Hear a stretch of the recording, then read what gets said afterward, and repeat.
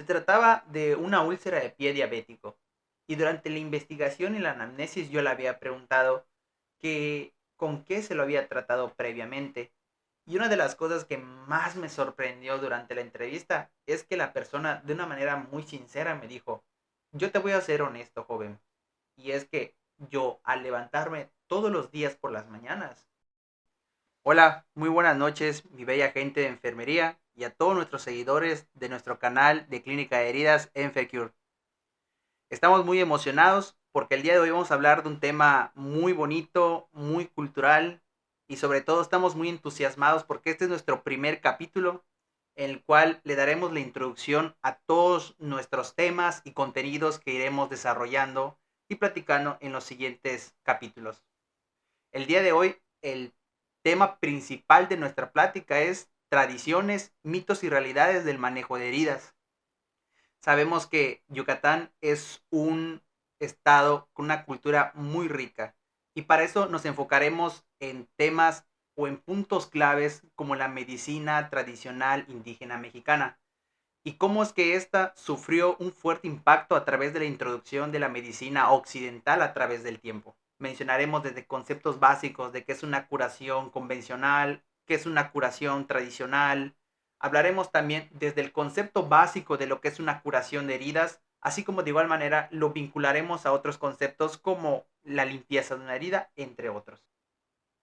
Al final de cuentas y como objetivo principal de este capítulo es únicamente dar una opinión desde la interculturalidad, reconociendo la diversidad y la existencia de diversas tradiciones, particularmente en el estado de Yucatán, reconociendo que la población yucateca tiene visiones, tiene costumbres y sobre todo su forma de vida sobre cómo tratar, curar y manejar una herida, ya sea aguda o crónica. Entonces, sin más introducción, empezaremos con el capítulo del día de hoy. Para empezar con el capítulo de hoy, hablaremos de lo que es la medicina tradicional indígena mexicana. Esta la podemos definir como un conjunto de sistemas de atención de salud que está basada en pensamientos y prácticas de raíces prehispánicas e indígenas, que claramente van transcurriendo o pasando de generación en generación. Todo este conjunto de conocimientos han sido ordenados a través de muchos años y de muchas generaciones. Idealmente o culturalmente, los indígenas o los pueblos prehispánicos relacionaban el cuerpo humano y la salud con entes en su totalidad o con entes externos o ambientales. Consideraban que la salud estaba relacionada con los elementos, con la naturaleza, estaba envuelto o relacionado o guiado, o mejor dicho, predicho por entidades cósmicas, por divinidades. A final de cuentas, también sabemos que mucha de esta cultura está relacionada pues a la naturaleza, a las estaciones del año, que relacionan los elementos, la lluvia del agua, el calor del sol, el viento. Entonces, a lo largo de esto, pues iremos platicando e iremos descubriendo qué relación tienen todas estas costumbres y tradiciones hoy en la actualidad.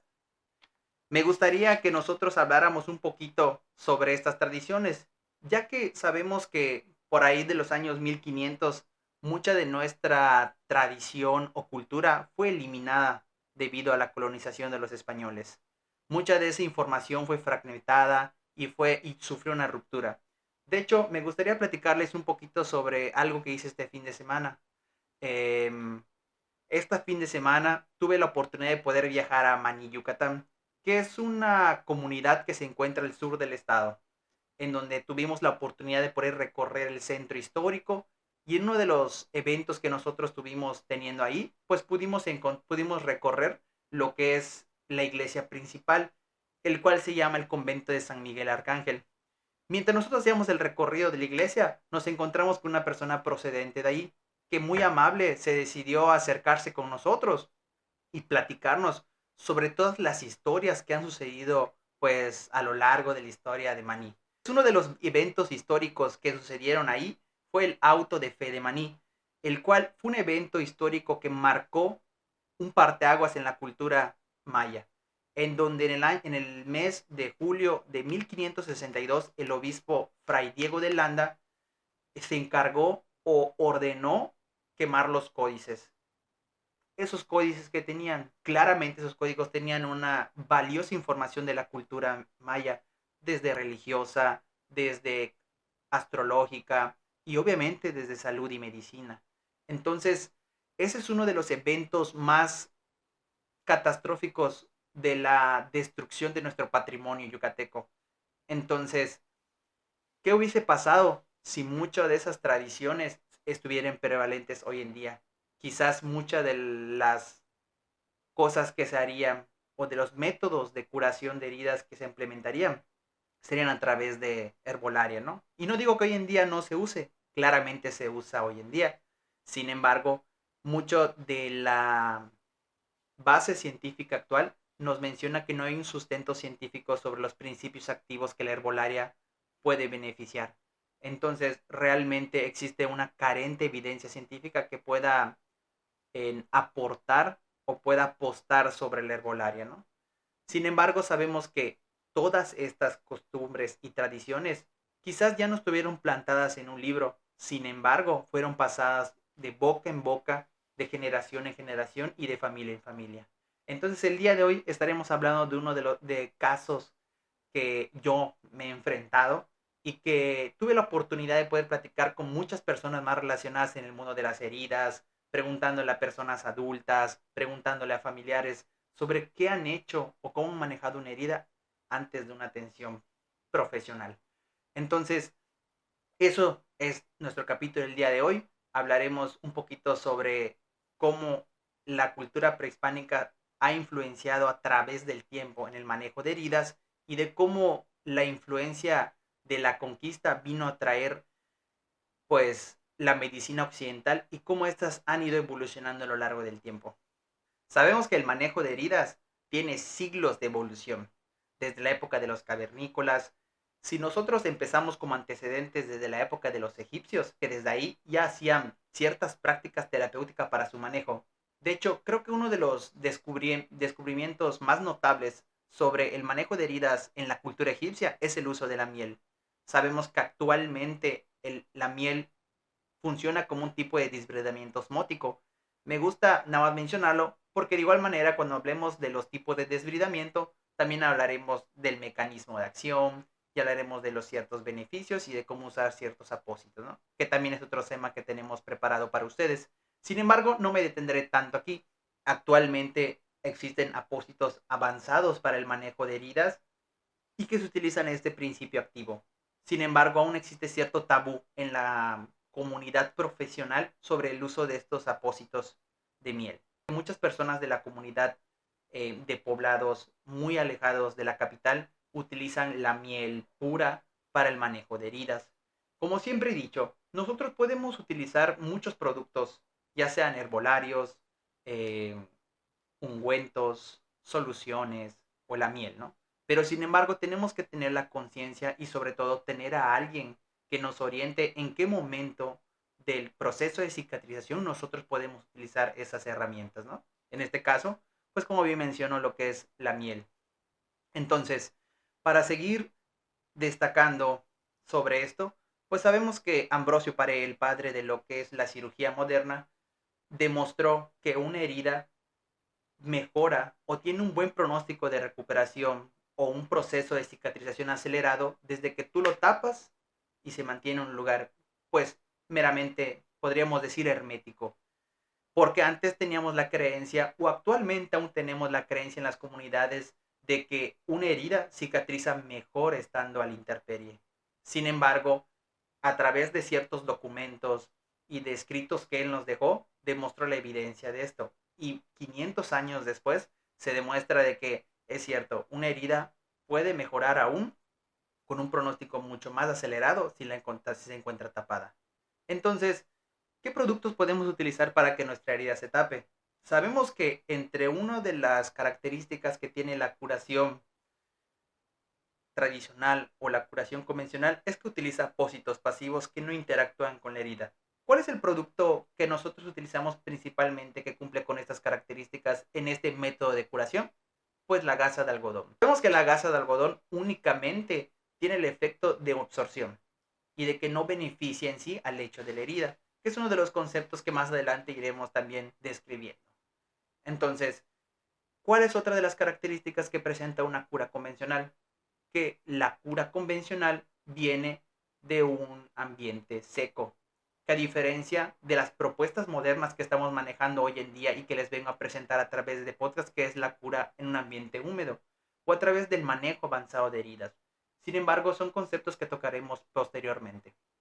Regresando a lo que les comentaba, otra de las características que tiene una cura convencional o una cura tradicional es que deben hacerse recambios o curaciones de manera diaria, o sea, cada 24 horas.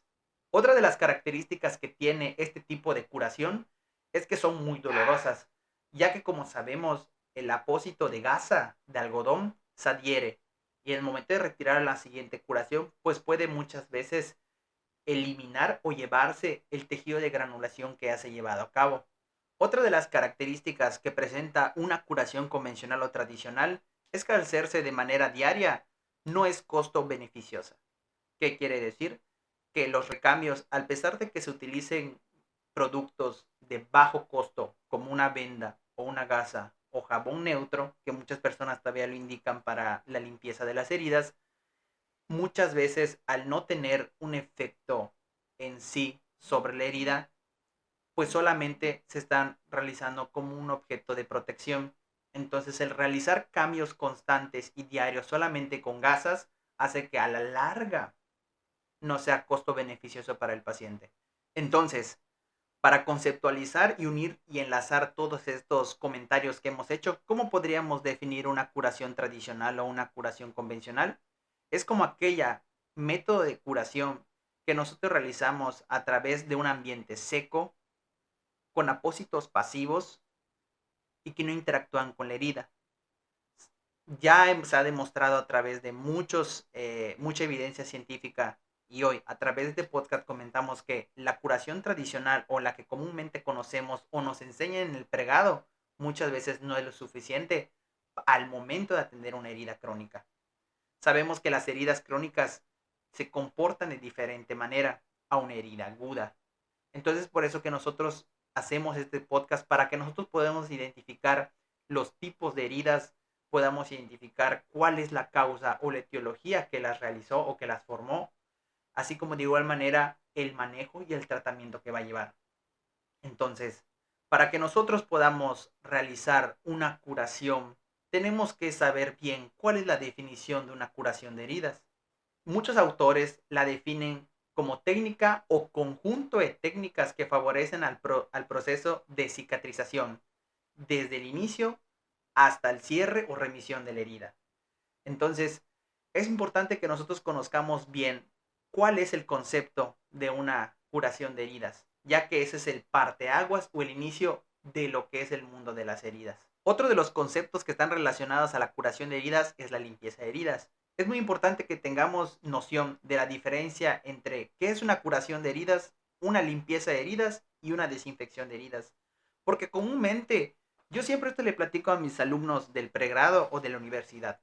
Es muy importante que enfermería empiece a profesionalizarse a través de aplicar conceptos de manera adecuada y sobre todo de tener los conocimientos prácticos para poder llevar a cabo esos conceptos. Entonces, comúnmente siempre cuando normalmente conocemos muchas personas que dicen, ay, es que yo desinfecto mi herida con esto. Claramente no está en un ambiente hospitalario o un ambiente profesional, entonces se entiende que puede utilizar los términos inadecuados.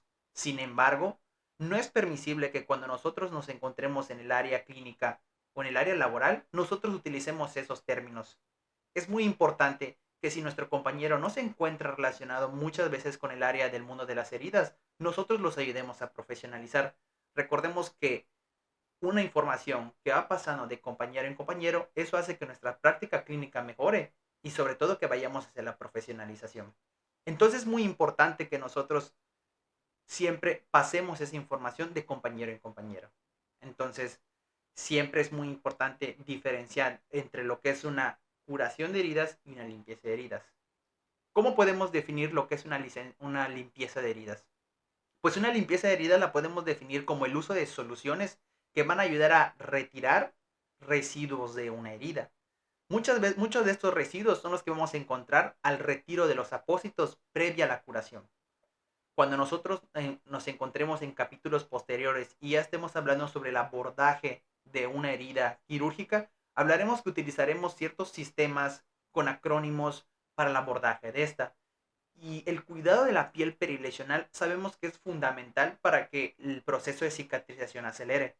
La piel perilesional la podemos definir o la podemos encontrar como toda aquella piel circundante de la lesión que va desde los 2 hasta los 10 centímetros, dependiendo si es una herida por una lesión por presión o si es un estoma de eliminación, ya que dependiendo el tipo de herida que sea, va a determinar la distancia o que va a tener o los centímetros que va a tener la piel perilesional. Entonces es muy fundamental que nosotros tengamos la noción de estos conceptos, ya que eso nos va a ayudar a mejorar nuestra práctica. Muy bien, entonces ya teniendo en cuenta lo que es una curación de heridas y una limpieza de heridas, también nosotros tenemos que tener en cuenta qué es una curación ideal. ¿Y qué es una curación ideal?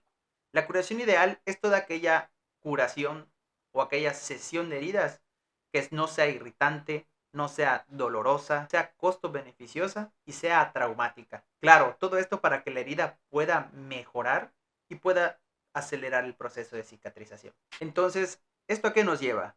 Nos lleva a que muchas veces durante la práctica clínica, ya sea que nos encontremos en un consultorio de primer nivel de atención o ya que nosotros lo ejergamos de manera independiente o de manera privada, siempre nos encontraremos con pacientes que antes de que recurran a nuestra atención o a nuestro llamado, ya hayan manejado previamente la herida. Sabemos que muchas personas, y principalmente en Yucatán, muchas de las personas están acostumbradas a utilizar ciertos remedios caseros para poder atender su herida. Existen muchísimos casos y a lo largo de mi práctica profesional o de manera independiente me he encontrado con casos que realmente me han sorprendido en cuanto a cómo las personas cuidan o tratan su herida. Uno de los casos que más me llamó la atención, o uno de los casos, mejor dicho, que muy comúnmente se utiliza, es que la gente utiliza sábila para poder tratar sus heridas. De hecho, hace unas semanas platicaba con un conocido mío la manera en la que cortan, extraen la pulpa de la sábila y lo ponen sobre las heridas. De hecho, me puse a investigar un poquito sobre la herbolaria mexicana y pues sí, realmente me he encontrado con cierta información sobre que la sábila se puede utilizar en ciertos estadios de quemaduras, pues en estadios 1 o 2, pero de manera superficiales, ¿no?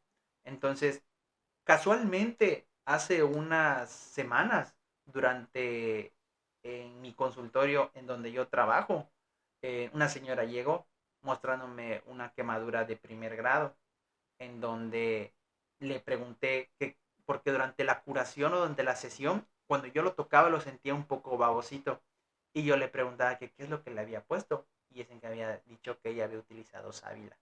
Realmente la herida no se veía tan mal, la herida no tenía proceso de infeccioso, ni se veían los bordes malos, ni se veía sangrante la herida. Sin embargo, ya le decidí explicar que utilizaríamos otro método de curación para que su herida mejore. Y utilizamos unos apósitos ahí que nos van a ayudar a promover la cicatrización y realmente posterior a una semana, pues a la paciente le dimos de alta. Otro de los casos que me llamó muchísimo la atención es de un paciente que me llamó y tuve que ir a su domicilio a realizarle la curación. Se trataba de una úlcera de pie diabético y durante la investigación y la anamnesis yo le había preguntado que con qué se lo había tratado previamente.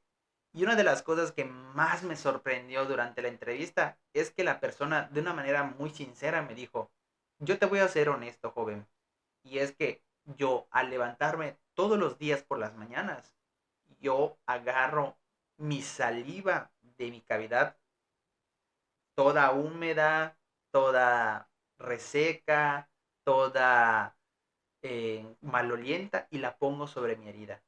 La verdad es que es una de las declaraciones o de los testimonios más fuertes que me han dicho, porque no sé quién lo orientó a esa persona sobre el uso de su saliva sobre una herida. Y más cuando hablamos de una úlcera de pie diabético que sabemos que que de un día para otro, si no tiene un buen manejo local y no tiene un control glicémico y otros factores de igual manera, pues sería, pueden empeorar, ¿no?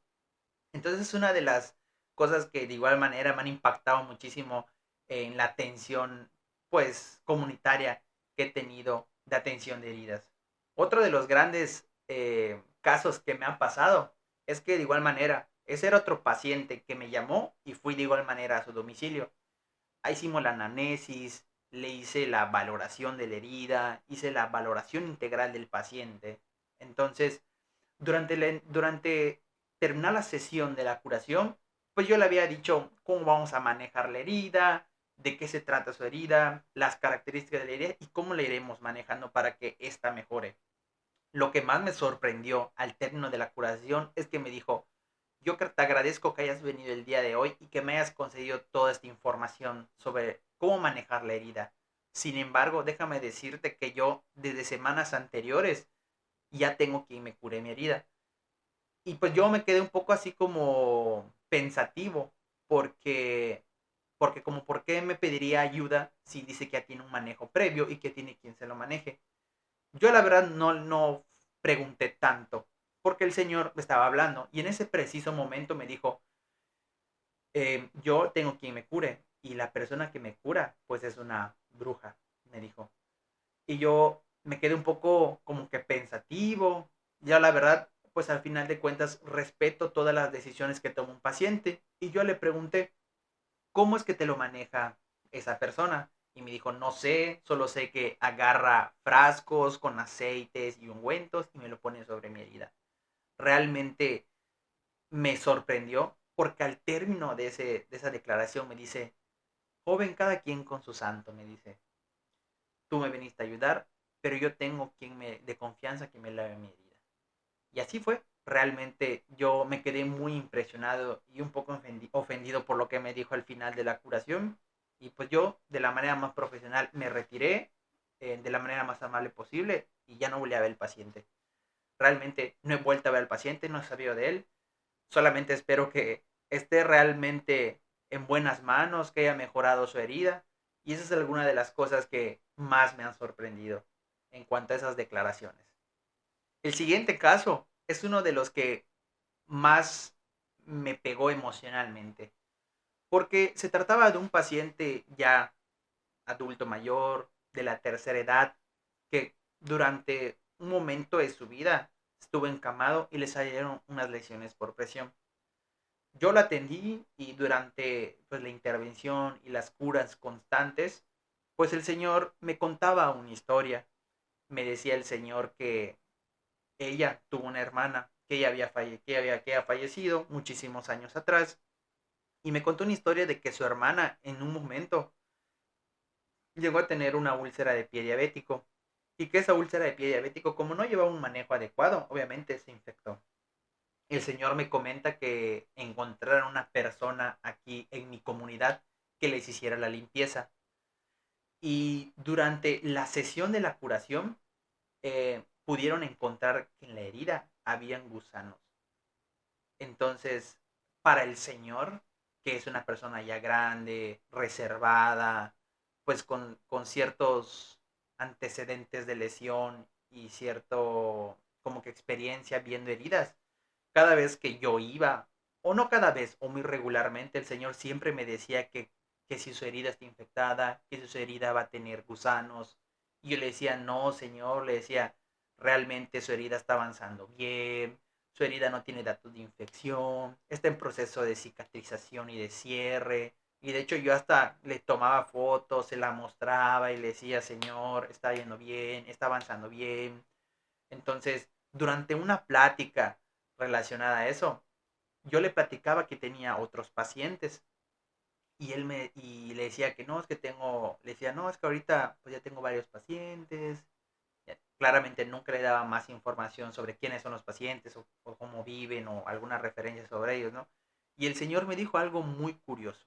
Me dijo, eso el aire lo trae. Entonces, durante la cura, pues me quedé un poco pensativo sobre que el aire trae eso. Y es que realmente sí, al final de cuentas, al ser una persona adulta mayor, que ya tiene casi los 90 años, una persona que está arraigado en muchas tradiciones y costumbres del siglo pasado, con antes que fue milpero. Entonces es una persona que tiene cierta conocimiento, ¿no? O cierta culturas o tradiciones sobre cómo llegan las enfermedades. Entonces es uno de los casos también que me ha tocado en conectar con gente que tiene ciertas nociones sobre que las enfermedades son traídas por los elementos, que son traídas como elemento como el viento, como la lluvia, como el sol. Entonces, sí son cosas que al final de cuentas, cuando nosotros nos encontramos o nos toca estar en contacto con ese tipo de situaciones, pues siempre responder de la manera más respetuosa posible. De igual manera, nosotros estamos para educar al paciente, ¿no? Para culturizarlo y explicarle que las heridas o el tipo de herida que tiene es causada por diferentes factores y de la causa de las cuales aparecieron. Entonces, es una de otros testimonios que yo me he encontrado en cuanto a cómo las personas creen que puede aparecer una herida. Y así como estos casos que me he encontrado, también he conocido muchos otros que de igual manera no tienen quizás una historia tras de fondo tan significativa en mí. Sin embargo, creo que son cosas que desde la infancia he ido escuchando. Por ejemplo, desde que cuando tienes una cortada y te usan café en polvo para hacer que la herida genere hemostasia o se cierre o se cicatrice. Gente desde que utiliza miel. Ya habíamos platicado un poquito al inicio sobre la miel, de que sí tiene ciertos beneficios.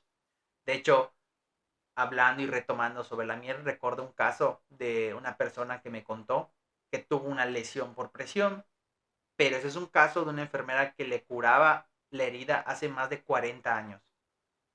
Entonces me contó que su mamá le tardó en cerrar la herida. Entonces la herida le tardó aproximadamente 9 meses en cerrar.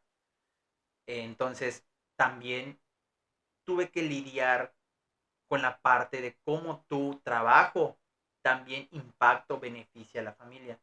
Porque de igual manera sabemos que mantener una herida, ya sea pequeña o no complicada, siempre genera un gasto y un mantenimiento importante en la familia. Sabemos que muchas de las heridas no solamente están influenciadas por el tipo de tratamiento que nosotros realicemos, sino también por las características que tiene el paciente, estado de salud, comorbilidades, edad y muchos otros factores. Entonces, uno de los miedos que tenía la familia es que la herida de su familiar tarde demasiado en cerrar o no cierre. Entonces yo le decía que una de las ventajas que tiene el manejo avanzado de heridas, que es lo que yo realizaba con su papá, tiene ciertos beneficios o impacta en cuanto al costo-beneficio. Porque quizás sí, lo que utilizábamos en ese proceso o en ese paciente quizás sí era un poco costoso. Sin embargo, el tiempo de cicatrización fue significativo. Y yo al final, cuando hubo la remisión y el cierre de la herida, yo le decía, ya vio que sí pudimos. A pesar de que quizás fue un poco difícil al comienzo de las curaciones, sin embargo, al cabo de unos 4 meses pudimos cerrar la herida. Entonces, también cómo tu trabajo impacta en la familia es fundamental. En cómo impacta también su estado emocional, cómo afecta o interviene en su estado económico. Entonces, también nosotros nos encontramos ahí para poder eh, tratar todo ese tipo de situaciones que envuelven a toda la familia.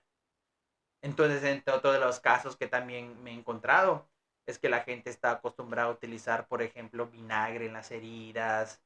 Y de hecho sí, creo que una vez me tocó atender, cuando empecé en el mundo de las heridas y todavía ni siquiera había empezado a tomar por el post técnico en heridas, pues me había dado cuenta de que hubo una paciente que tiene una cirugía de amputación transmetatarsiana en donde una de las indicaciones que tenía en su hoja es que se lamara la herida con vinagre.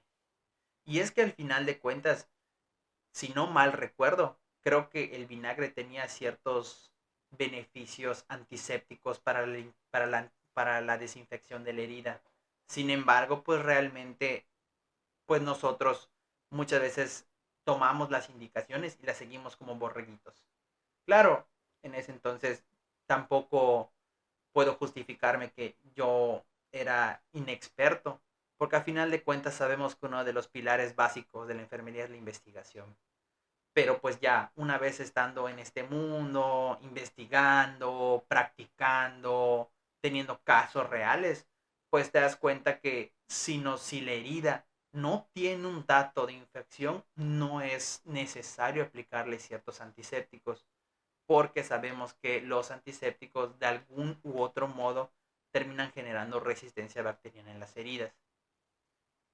Entonces, siempre hay que saber evaluar cuando una herida está infectada o no. De igual manera, cuando nosotros lleguemos a la parte de lo que es el control de la infección en una herida, también hablaremos de ciertos acrónimos, hablaremos de ciertas escalas, hablaremos de los antisépticos, de cuál es su mecanismo de acción, para que nosotros podamos utilizar un criterio propio sobre cuándo utilizarlos.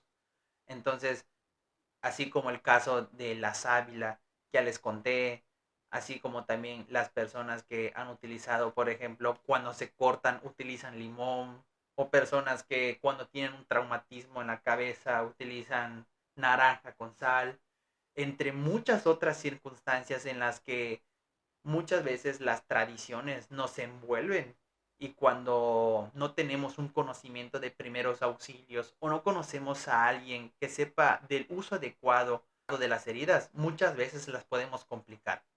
Y es que al final de cuentas, si no tenemos un conocimiento básico del manejo de heridas, muchas veces más que mejorarlas, solo las empeoramos. Entonces es muy fundamental que cada vez que nosotros tengamos una herida y veamos que no sigue un proceso normal de la cicatrización, siempre busquemos ayuda profesional. Porque a lo largo de este tiempo, si hay una frase que he utilizado mucho con mis pacientes, es que una herida es más que es más que una sola herida.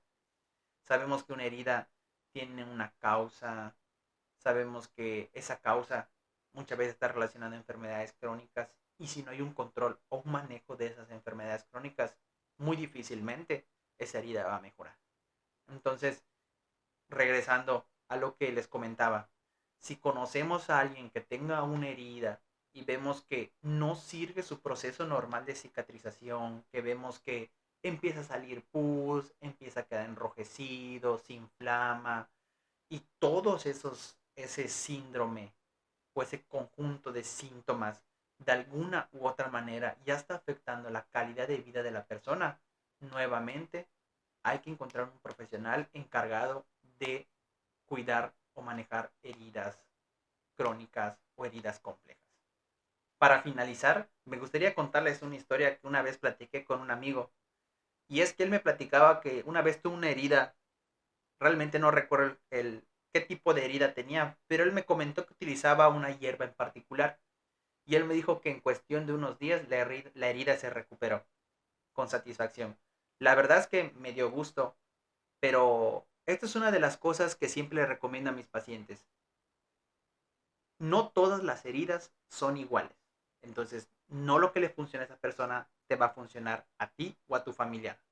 Porque así como existen apósitos que se utilizan para ciertos procesos o de la etapa de cicatrización, también no dudo que haya hierbas, ungüentos o aceites que sean más beneficiosos que otros en ciertos procesos de cicatrización.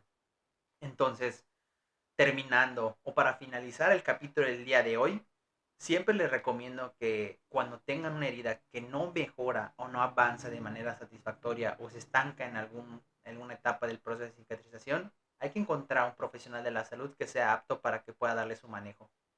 Entonces, como les comento, fue un capítulo maravilloso, fue un capítulo en donde pudimos hablar de ciertos casos de personas que han manejado sus heridas con ciertas costumbres o tradiciones que han pasado de generación en generación y que hasta cierto punto son muy respetables porque quizás sí encuentran el cierre de la herida, pero existen muchísimos factores como el dolor, como el costo-beneficio, el cuánto se gasta, los materiales.